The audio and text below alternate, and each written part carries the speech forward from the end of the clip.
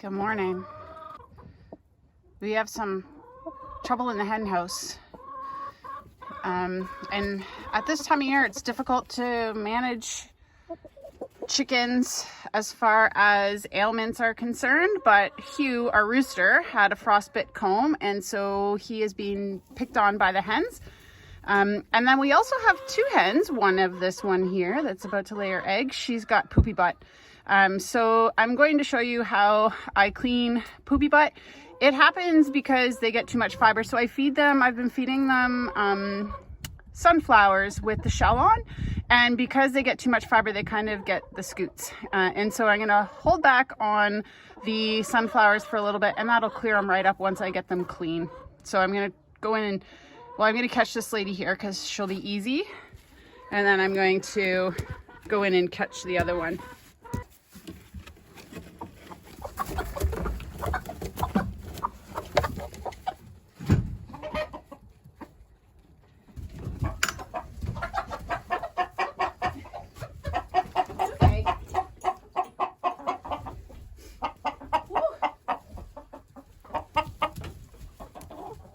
Next up are the poopy butts. And so for this, it's pretty easy. I've watched a lot of YouTube videos, but for me, I don't want to add soap. I think it's pretty unnatural. So I just use warm water. I soak their butts in the warm water until the poop loosens up, and then I kind of wash it off. And then the piece de resistance is the blow dry. I never thought in a million years that I would blow dry chicken butts, but it's gonna happen. So I'm gonna show you what this looks like, and then how I do it. So first thing, I wear gloves for this. I'm not afraid at all of poop, but I don't know, it's just that added extra protection. Under release.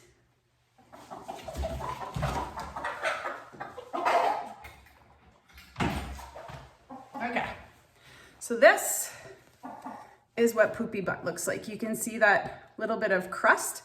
And like I said, it's just because of, there's their vent. Her vent is very clean, but the poopy butt is because of too much fiber. That's Hugh in the background. So I'm gonna show you how I do this. I just hold them like a football, and I dip their bum in. So I'll bring you over. Oh, Hugh.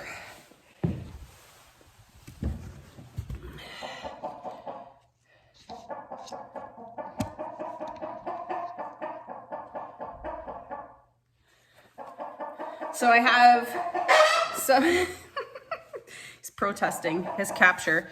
I have some warm water, and I keep their tail feathers out, and I just dip the affected area, not her entire back end, into the water. And I just gently kind of tease. Oh, come on, buddy.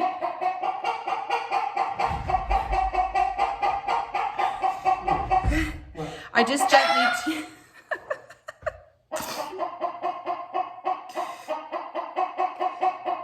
I don't know, other YouTubers make this look so easy. Yeah,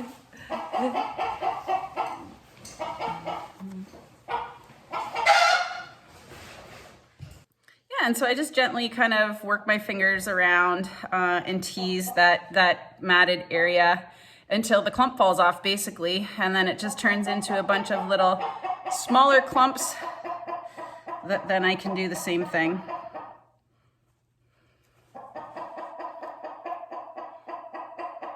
Hey, buddy. Hi. Yeah, we got some of your girls in here. And so these ladies, once they're done, I am going to let them kind of free range in the garage to dry completely before they go back in the coop. That's important, that their feathers are nice and dry. I am going to blow dry them, but the last time I did this, it was still really warm outside, and so I blew dry them, but it was like they could go right back outside. But today, it's only 1 degree, so 1 degree Celsius. Now, if you didn't want to do the bucket method, I just sit on the stairs. It's quite comfortable. You could use a sink, maybe in your laundry room or something. I don't know. I don't want to contaminate any of my sinks that I might, have food things in. And I do have a laundry sink, but I don't know. I think the bucket method is going to work just fine here. And now these feathers that I'm cleaning, these are the down feathers that protect, you know, that keep their bum and their vent warm. So it is important that they, you know, you try and keep them clean. And a lot of people I've watched will actually trim the feathers, the down feathers kind of around the vent. But it does get really cold here in the winter, and so I don't want to remove any of that insulation if I don't have to. And I don't really have to, because this, you just have to be patient and wait for this to kind of break apart. The other interesting thing that I noticed is that the ones with the poopy butts are all my barred rocks, and they are the bravest of all of the flock, all of the chickens. They come out first, they spend the most time outside, and so they're also the ones that get the lion's share of the sunflowers. So that may also be why these ladies have the worst of the poopy butt. The other ones still have the nice plume of feathers, but they spend a lot more time in the coop. I know. So I got her cleaned off. Woo, honey. Okay, so now I just have a towel. And the first thing I do is kind of try and towel off the worst of the water.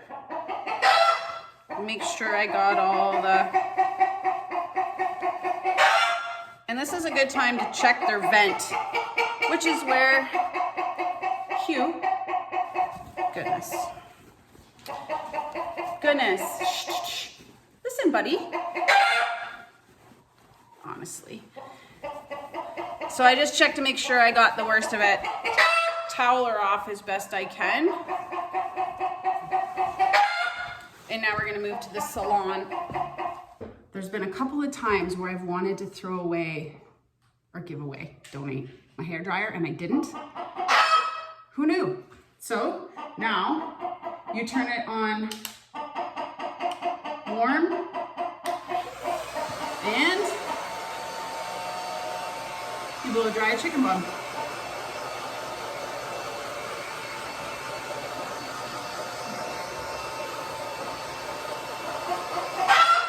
And you just want to keep it moving around so you're not holding it on her skin.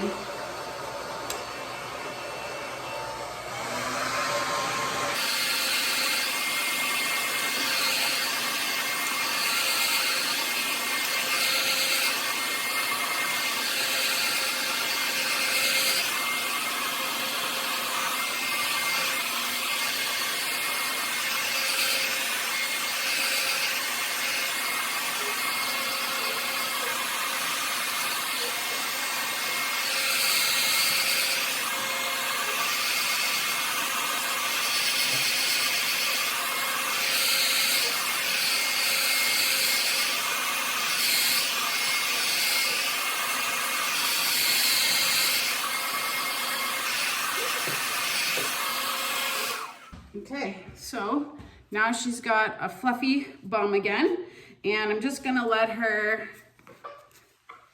Are you happy? Ooh. She's got a little bit of frostbite on her comb too, but she'll be all right. I'm gonna let you run around the garage. Oh boy, I could regret this. There you go. There you go. So I'll let her kind of run around and I'll do the other ones. And I change out the water in between each chicken.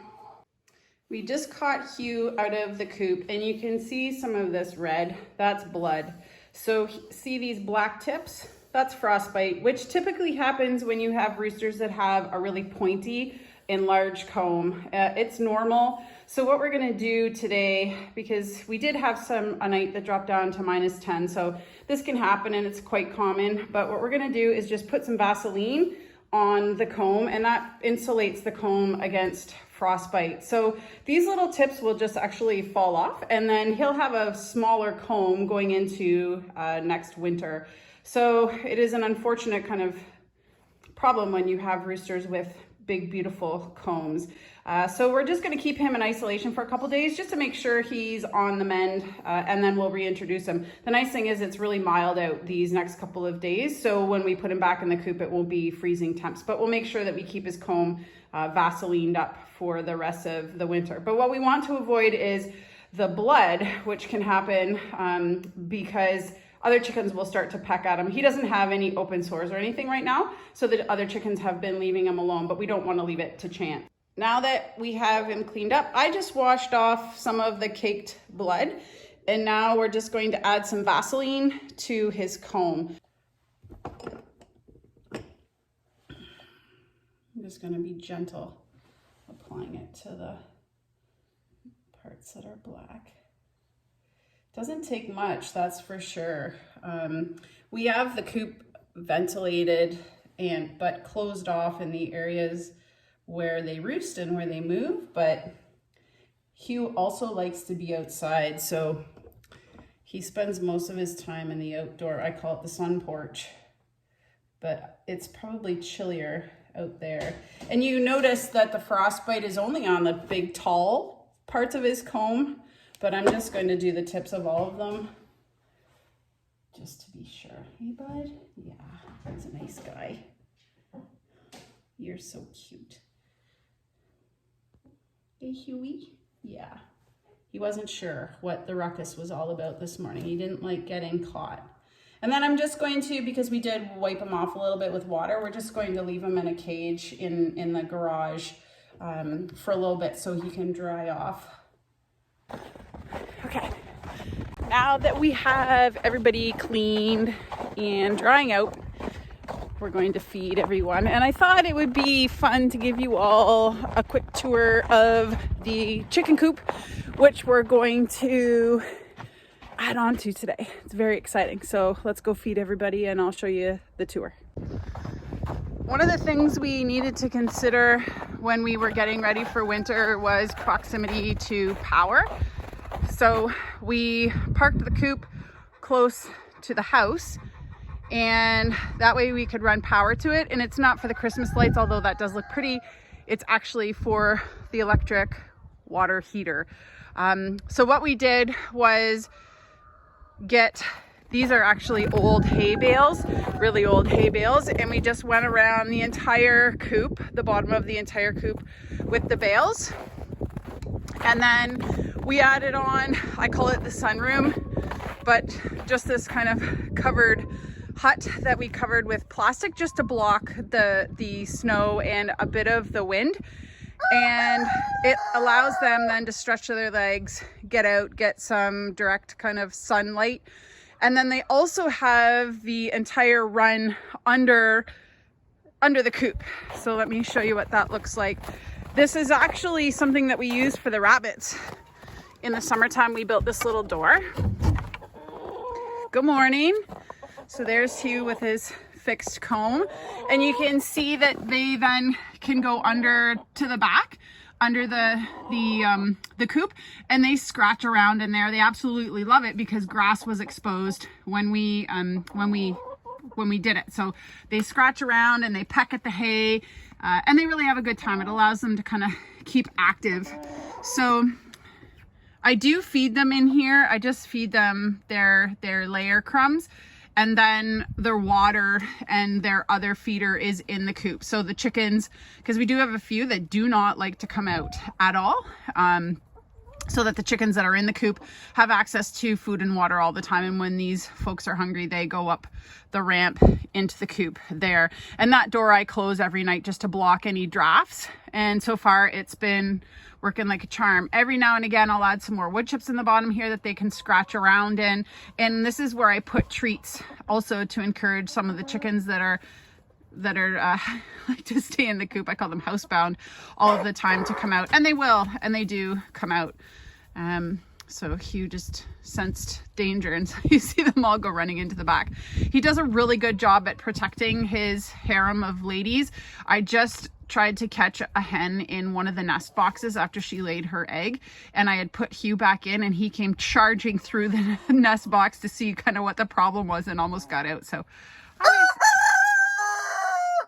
I love you too, buddy. You're the best. He's happy to be back with his ladies after being separated. I can hear the other hens in the garage talking. All right, so now I'll show ya what it looks like in the light. So we already have 2 eggs, but as the day kind of progresses, the hens will come in, and right now in winter we've been getting around a dozen eggs a day, which isn't horrible, that's for sure, for this time of year. So finally Brian installed an inside latch release because both of us have been locked in the chicken coop with the chickens, and neither of us can fit through that little door to escape. So luckily the one time I had my phone and the other time Brian had his phone, but that is not always the case. And actually the one time I got caught in here, I didn't have my phone, but I could yell because it was summer and the windows were open. So yeah, so here is the other feeder. You win, Hugh. Here's the other feeder that I keep full. And then we have their heated waterer hanging, which keeps the water from freezing, which is helpful. In the back, I have diatomaceous earth and wood ash dust. And then beside that, I have a little bucket of grit, which they can use to fill their crop.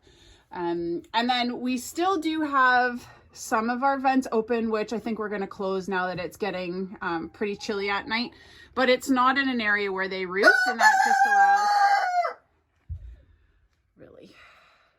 just allows for any of the moist, warm air to escape. We do use the deep bedding method. So as the poop builds up in here, the waste, we just cover it with wood chips, and there is no smell, no problem whatsoever. So it works really well, and that will be cleaned out. I cleaned it out just before winter, and we'll clean that out in the spring and start fresh again. But it keeps the coop really nice and dry, etc. So it works really well. Now I'm going to feed these lovely ladies and gent. I got the best Christmas present ever. My little sister made me a sign for the chick wagon that says chick wagon with some fun pictures of chickens. So I'm gonna hang it, and I'm not taking the bow off because I like it. It's festive, so might do that in the summertime. Okay, so here we go. I've countersunk 2 holes already to make it nice and easy.